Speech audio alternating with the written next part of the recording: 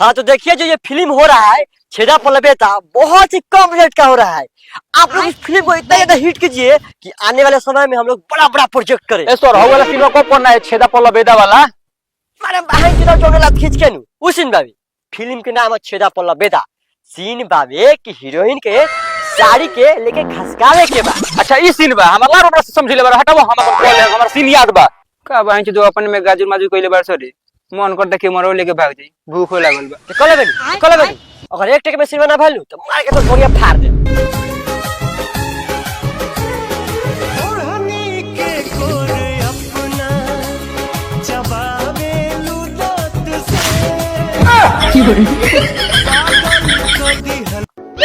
का बरे का रुक गइली बाग सर कैसन बकलोल के संग शूटिंग करतन हमर त सरिये नतिया के बेटा कोरिया फाड़ देलक। बाग हम ना बनावे एकरा साथ ए करे जाए आवन ए खाली आवरी आवन पहले गांव जल्दी से फाड़ गेलो आवन बड़ा हीरो बने गांव धो के लूरे नहीं खे।